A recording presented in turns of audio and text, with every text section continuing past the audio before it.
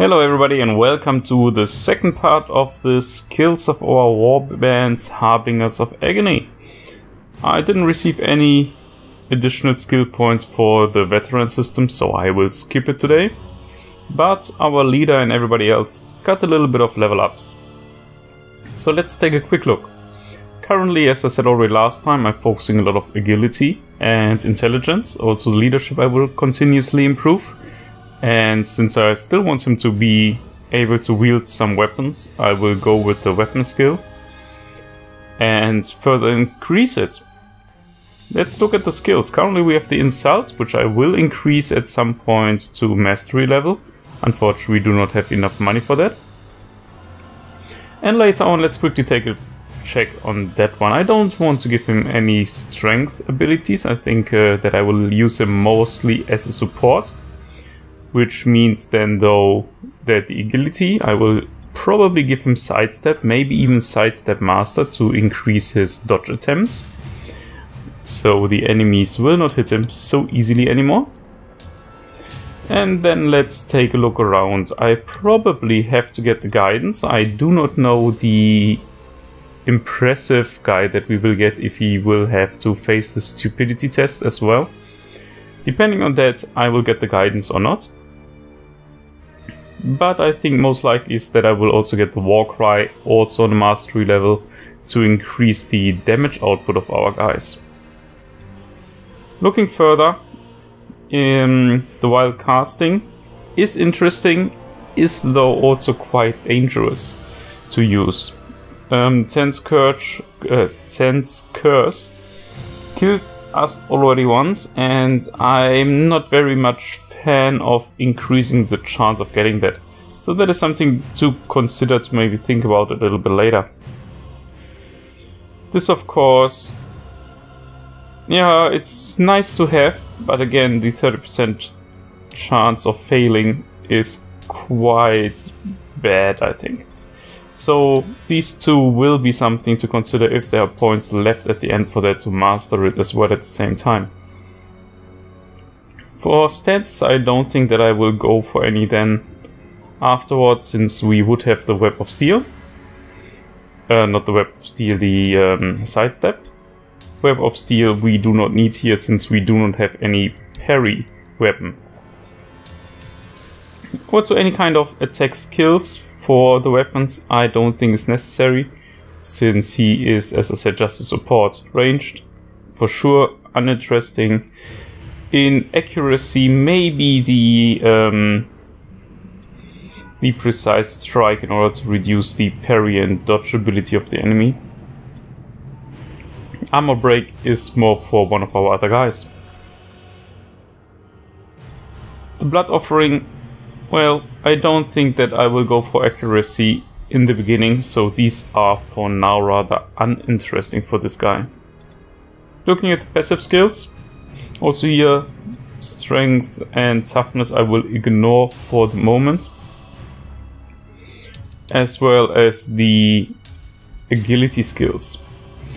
Leadership, well, I'm not really sure if I need them. Nerves of Steel might make sense on our other guys. What is a little bit strange over here is that you have Inspiring, which gives you 3 morale or 6 on mastery, as well as the commander, which is doing exactly the same. I don't know if that is intentional. But yeah, they're there. I will not take them anyhow. Also, the other things I don't think are at the moment very interesting. For sure, or let's say most likely, I will go for expert casting and improved casting to get the damage out from our guy. The arcane study, I will have to look into that. By mastering it you can get up to 6 more spell points, and I would like to use a lot of spells later, so this is a very interesting thing. Looking at the alertness, I don't think that I will go for any. They are, in my opinion, not very useful. And also weapon skills are just if I have something left over later on. Ballistic, uninteresting. And also accuracy is For this guy, I think not so important. Looking at the passive skills that we get special for our warbands of chaos, I don't think that I will use any of these. Let's take a quick look at the spells.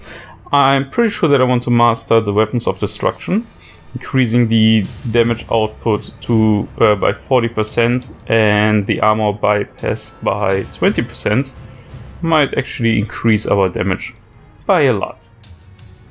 Also, I'm sure that I want to get the Chains of Chaos, maybe even on mastering it, so the enemy can just do regular attacks and no special attacks anymore, and loses 2 offense points. Further on, I want to get the Acid Breath in order to deal a lot of damage on enemies that are standing in front of us. If that's really going to work out, I have to see, but it sounds like a fun thing to have. If we manage to get the 6 extra spell points, I think also the Curse of Chaos might be interesting. Or just for more damage output, the Word of Pain. But first, Acid Breath and Chains of Chaos. So far for our leader, we can also take a quick look at our inventory. I unfortunately still don't have the blue staff, neither blue clothing. So nothing fancy over here. Now we go to Skeletor, our mutant hero. Also here I'm very unlucky with getting proper items over here. So he is equipped with a mace and an armband as well as an axe and the smasher, as you can see. He's wearing currently a light armor in order to have the dodge chance still on acceptable level. But I will probably change that later on and focus with him on parry and decrease the dodging. But we will see about that a little bit further in the game. For skills, you probably have noticed already that he has the Blood Offering, which I will master at some point as well. Furthermore, I'm not 100% sure how I will proceed with that. I don't think that he needs too many points invested in these active strength skills, since mostly I will use the Blood Offering. But looking at the active skills for the weapon skill, I will go for the Web of Steel later on, so he will be able to parry more often. Otherwise, I don't think that I will look too much into active skills from his side. So that he will just combine his skills with our other guys and therefore will do most damage. Looking at the passive skills, we know he already has this one to increase the damage output or the critical hit chance when he collects Wordstone. Furthermore, I will give him the armor proficient in order to increase his movement when he's wearing the heavy armor later on. In toughness, I don't think I will invest, neither in agility or leadership. It might get interesting to get later on the knowledge of Mordheim, at least the first one. He will never be able to get the master, but I'm not sure about that. That depends a little bit how much points I will have left at the end.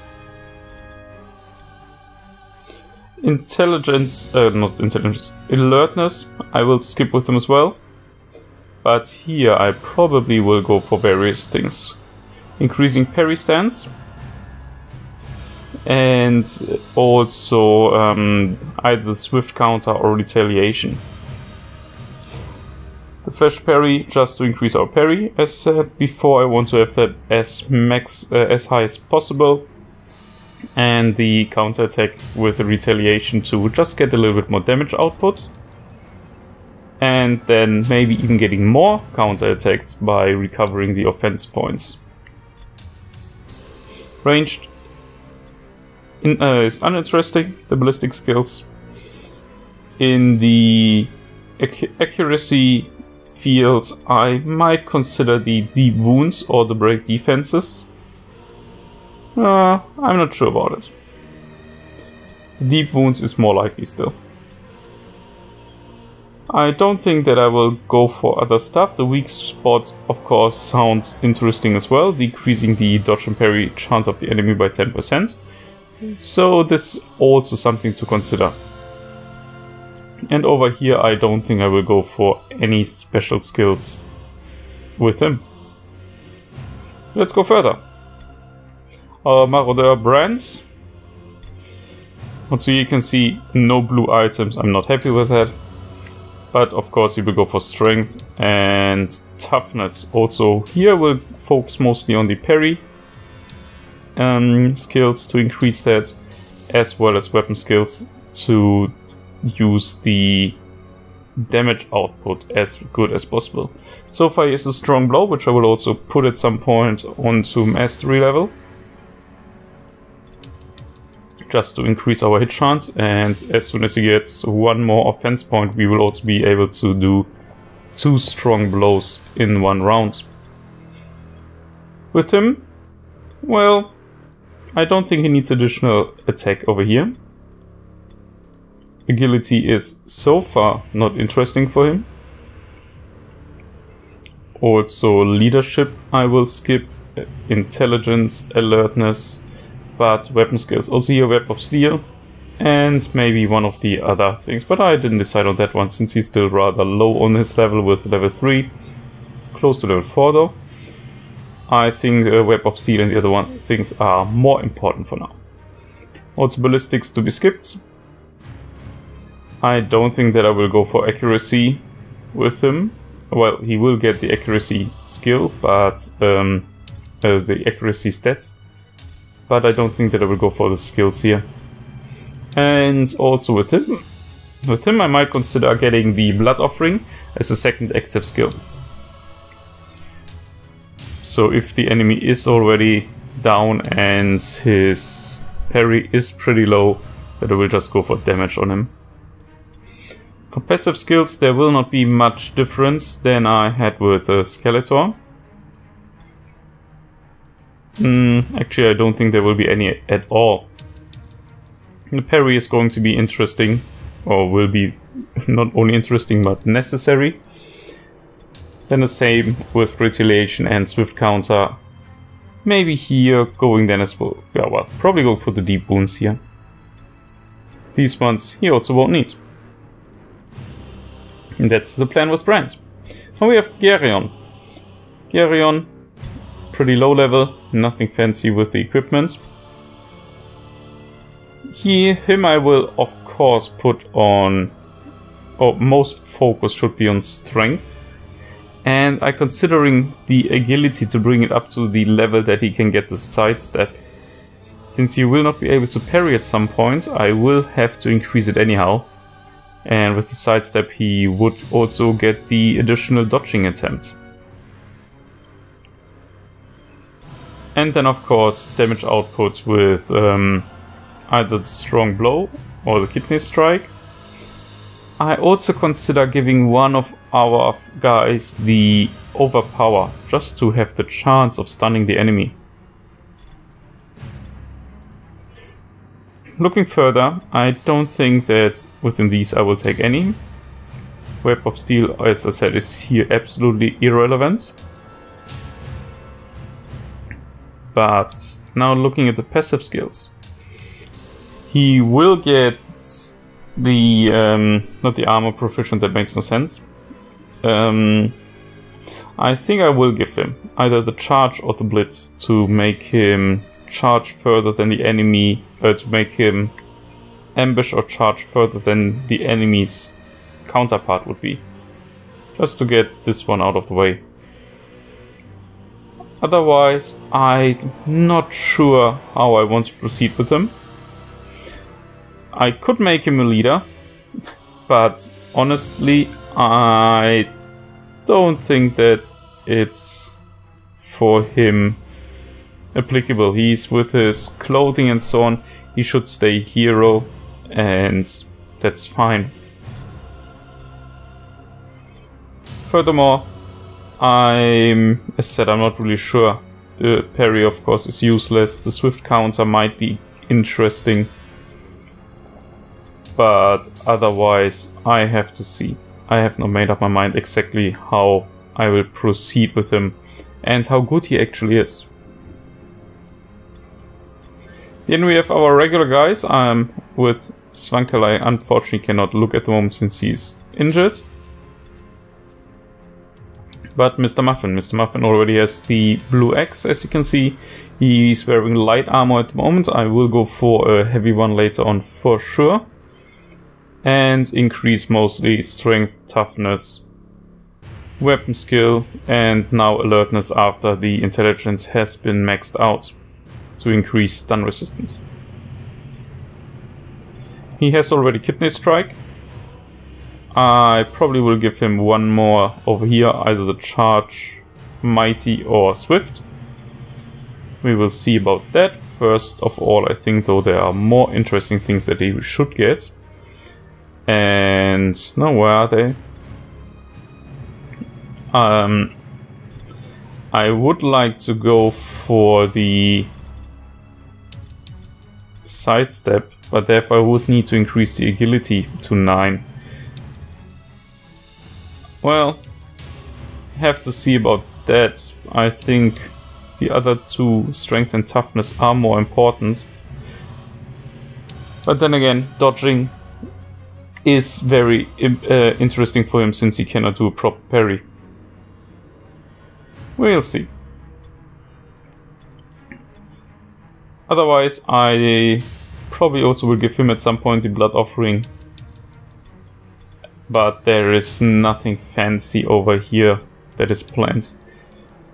With the passive skills, also here I will go mostly on damage output. I could also put him as a hero. If that's useful, I'm not really sure about that. Would need to check up on that and maybe give it a try and explore a little bit how it works. If in the worst case, I would just fire them again. Weak Spot is probably very interesting since he has a decreased hit chance anyhow.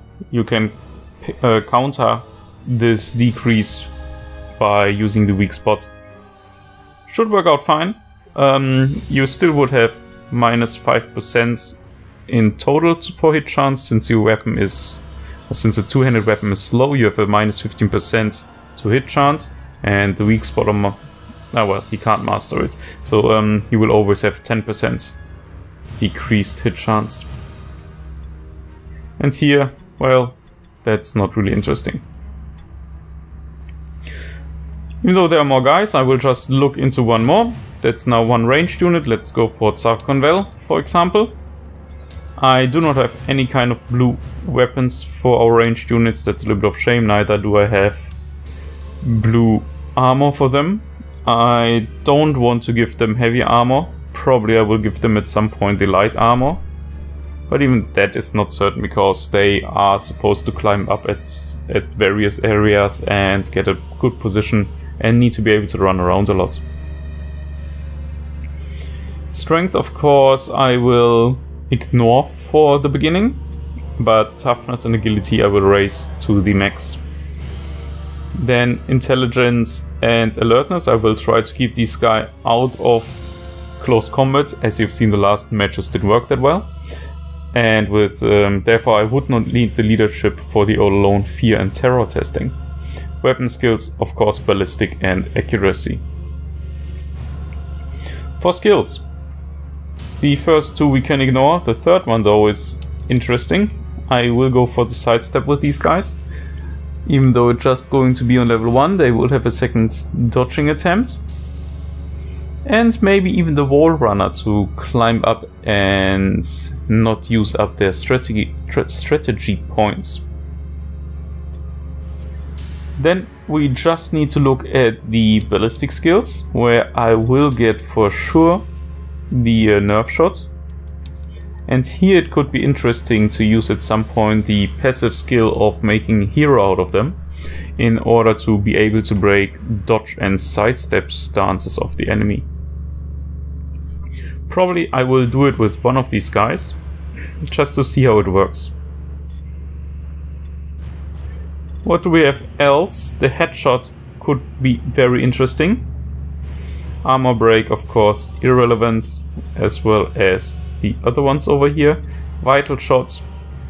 Not sure, maybe. And of course the special active skills are useless for these guys. Well, useless I wouldn't say. I think the attracting lure might be interesting. But yeah, I will have to check on that.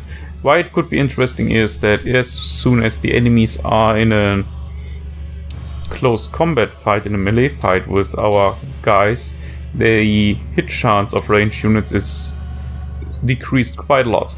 And by attracting lure you can just get additional attacks out of that. I'll have to look into that and maybe to also give just that one a try. The passive skills, I can go basically right away to agility, where the athletic expert is interesting to climb up faster. And I think that would be it for here. Leadership we can skip, intelligence we can skip, alertness I skip as well, weapon skills skip, but over here, sure things, quick reload, and probably sharpshooter. The bullseye I don't think I will need, maybe if I put them as a hero, so I can reduce the costs for aim shot. And Eagle Eyes will be one of the must-have for these guys in order to bypass the enemy's armor absorption, therefore cause more damage. Overheads will be if I have sufficient points left at the end. I will go for overhead to get a higher hit chance. With the accuracy, I think the break defenses will be at least on one of our guys. And that would be that. Well, I think that explains roughly how we want to proceed. We will have to look for how these guys on the left are going to get mutations in order to adjust our strategy a little bit around it. And then we'll see where it goes. I think we're on a good way now. I think the idea, the planning is acceptable. Adjustments will just be made later on, depending on which injuries we are getting in and which mutations are coming. So, thanks for watching, and I see you then in the next battle. Bye for now.